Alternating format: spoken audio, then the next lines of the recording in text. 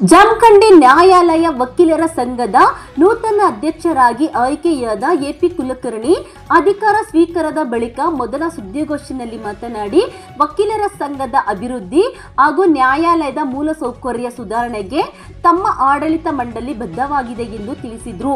ಹಿರಿಯ ವಕೀಲರು ಅಧ್ಯಕ್ಷ ಸ್ಥಾನಕ್ಕೆ ಚುನಾವಣೆ ನಡೆಸುವುದಕ್ಕಿಂತ ಎಲ್ಲರೂ ಒಂದಾಗಿ ಅವಿರುದ್ಧ ಆಯ್ಕೆ ಮಾಡುವ ಸಂಪ್ರದಾಯ ಮುಂದುವರಿದರೆ ಉತ್ತಮ ಎನ್ನುವ ಅಭಿಪ್ರಾಯವನ್ನು ವ್ಯಕ್ತಪಡಿಸಿದ ಅವರು, ಈ ಬಾರಿ ಪೈಪೋಟಿ ಉಂಟಾದ ಕಾರಣ ಚುನಾವಣೆ ಅನಿವಾರ್ಯವಾಯಿತು ಎಂದರು. ಚುನಾವಣೆ ಪ್ರಜಾಪ್ರಭುತ್ವದ ಭಾಗವಾದರೂ ವಕೀಲರ ಸಂಘದಲ್ಲಿ ಸೌಹಾರ್ದತೆಯ ವಾತಾವರಣ ಉಳಿಯಬೇಕು ಎಂಬುದು ತಮ್ಮ ಆಶಯ ಎಂದು ಹೇಳಿದರು. ನೂತನ ಅಧ್ಯಕ್ಷನಾಗಿ ತಮ್ಮ ಮೊದಲ ಆದ್ಯತೆ ಹಳೆಯ ನ್ಯಾಯಾಲಯ ಕಟ್ಟಡವನ್ನು ತೆರವುಗೊಳಿಸಿ ಆಧುನಿಕ ಸೌಲಭ್ಯಗಳನ್ನೊಳಗೊಂಡ ಹೊಸ ನ್ಯಾಯಾಲಯ ಕಟ್ಟಡ ನಿರ್ಮಾಣಕ್ಕೆ ಸರ್ಕಾರದ ಮಟ್ಟದಲ್ಲಿ ಒತ್ತಡ ಹೇರುವುದಾಗಿ ಎಂದು ತಿಳಿಸಿದರು.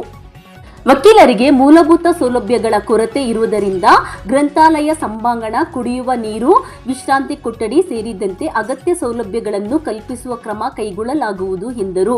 ವಕೀಲರ ಸಮಸ್ಯೆಗಳ ಪರಿಹಾರಕ್ಕಾಗಿ ವಿಶೇಷ ಸಭೆಗಳನ್ನು ನಡೆಸಿ ಯುವ ವಕೀಲರಿಗೆ ಮಾರ್ಗದರ್ಶನ ಕಾರ್ಯಕ್ರಮಗಳು, ಕಾನೂನು ಜಾಗೃತಿ ಶಿಬಿರಗಳು ಹಾಗೂ ಸಂಘದ ಅಭಿವೃದ್ಧಿಗೆ ಅಗತ್ಯ ಯೋಜನೆಗಳನ್ನು ಜಾರಿಗೆ ತರಲಾಗುವುದು ಎಂದು ಹೇಳಿದರು. ವಕೀಲರ ಸಂಘವನ್ನು ಮತ್ತಷ್ಟು ಬಲಿಷ್ಠಗೊಳಿಸುವ ನಿಟ್ಟಿನಲ್ಲಿ ಎಲ್ಲ ಸದಸ್ಯರ ಸಹಕಾರ ಅಗತ್ಯವಾಗಿದೆ ಎಂದು ಅಭಿಪ್ರಾಯಪಟ್ಟರು.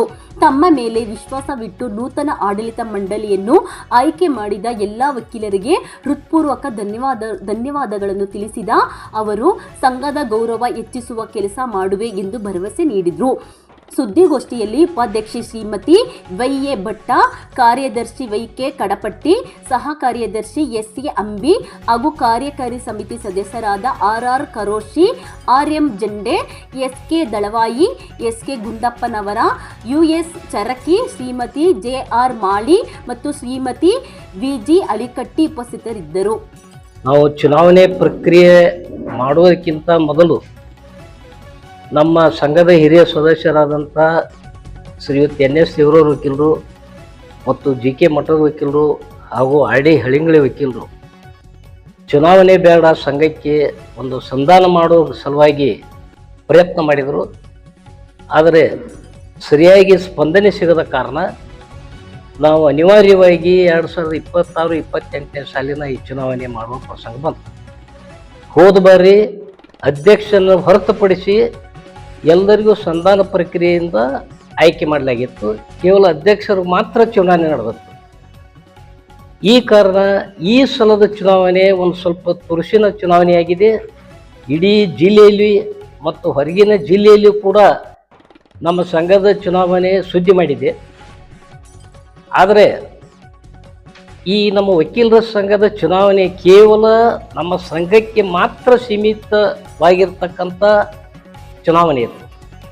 ಆದರೆ ಈ ಬಾರಿ ಇದು ಎಲ್ಲ ಕಡೆ ಮತ್ತು ಎಲ್ಲ ಜನರ ಕುತೂಹಲಕ್ಕೆ ಯಾಕೆ ಕಾರಣ ಆಯಿತು ಎಂಬುದು ಇನ್ನೂ ನಮಗೆ ತಿಳಿದಾಗಿದೆ. ಚುನಾವಣೆಯ ನಂತರನೂ ಮತ್ತು ಚುನಾವಣೆ ನಡೆದ ಸಂದರ್ಭದಲ್ಲಿಯೂ ಕೂಡ ಎಲ್ಲರಿಗೂ ಕೂಡ ಇದು ಕುತೂಹಲಕರಾಗಿ ಯಾವ ರೀತಿ ಪರಿಣಾಮ ಬರುತ್ತದೆ ಎಂಬುದನ್ನು ಎಲ್ಲರೂ ಕಾಯ್ದು ನೋಡಿದರು. ಈಗ ಈ ಗೋಷ್ಠಿ ಮುಖಾಂತರ ತಮ್ಮ ಎಲ್ಲ ಪತ್ರಿಕಾ ಮಿತ್ರರಿಗೆ ಮತ್ತು ಮಾಧ್ಯಮದವರಿಗೆ ನಮ್ಮ ಹೊಸ ಆಡಳಿತ ಮಂಡಳಿ ಕೆಲವು ಉದ್ದೇಶಗಳು, ನಾವು ಮಾಡುವ ಕೆಲಸಗಳ ಬಗ್ಗೆ ಮೊದಲನೇದಾಗಿ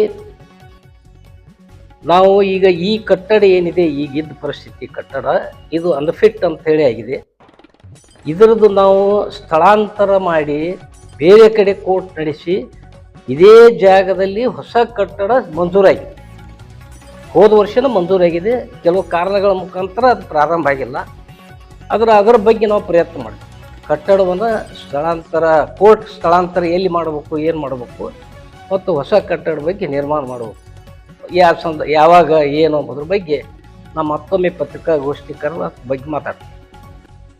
ಎರಡನೇದಾಗಿ ನಮ್ಮ ಈಗ ನಮ್ಮ ಸಂಘದಿಂದ ಮತ್ತು ನಮ್ಮ ಉತ್ತರ ಕರ್ನಾಟಕದಿಂದ ನಮ್ಮ ವಕೀಲರ ಮಿತ್ರರು ಸಿವಿಲ್ ಜಡ್ಜ್ ಪಾಸ್ ಆಗೋದು ಭಾಳ ಕಠಿಣ ಆಗಿದೆ.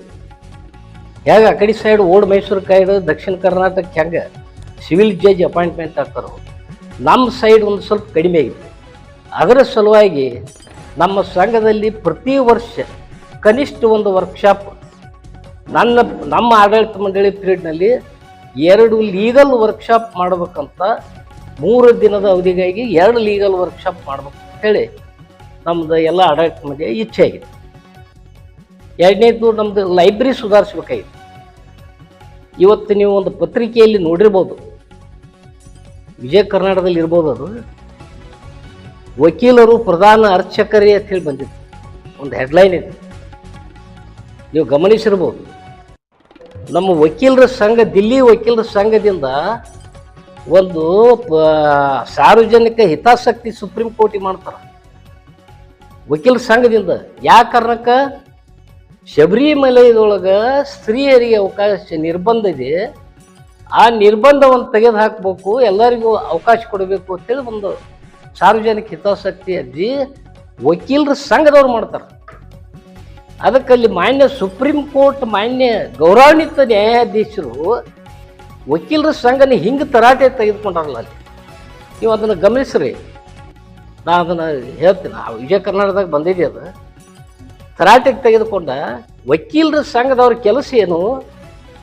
ನೀವು ಗ್ರಾಮೀಣ ಮಟ್ಟದಲ್ಲಿ ವಕೀಲರು ಯಾವ ಪ್ರತಿಭೆ ಇರ್ತಾವೋ ಅವ್ರನ್ನ ಗುರುತಿಸ್ರಿ, ಅವ್ರಿಗೆ ವಕೀಲರಿಗೆ ಇಂಥವೆಲ್ಲ ಮಾಡ್ಲಿಕ್ಕೆ ಹೋಗ್ಬೇಡ್ರಿ, ಇದಕ್ಕೆಲ್ಲ ಬೇರೆ ಇರ್ತಾರೆ. ವಕೀಲರ ಸಂಘದ ಕೆಲಸ ಅಲ್ಲ ಇದು ಅಂಥೇಳಿ ವಕೀಲರ ಸಂಘಕ್ಕೆ ಹೇಳ್ತಾರೆ. ಅದಕ್ಕೆ ನಮ್ಮ ವಕೀಲರ ಸಂಘದ ಇತಿಮಿತಿ ಏನು, ನಾವು ಯಾವ ರೀತಿ ಮಾಡಬೇಕು, ನಮ್ಮ ವಕೀಲರ ಸಂಘದ ಅಭಿವೃದ್ಧಿಗಾಗಿ ಮತ್ತು ನಮ್ಮ ಯುವ ಪ್ರತಿಭೆ ಗುರುತಿಸಿ ಅವ್ರಿಗೆ ಒಂದು ಹೆಚ್ಚಿನ ಅವಕಾಶ ಕೊಡಲಿಕ್ಕೆ ನಾವು ಆಡಳಿತ ಮಂಡಳಿಯವರು ಎಲ್ಲರೂ ಪ್ರಯತ್ನ ಮಾಡ್ತೀವಿ 2 ವರ್ಷ ಅವಧಿಯೊಳಗೆ.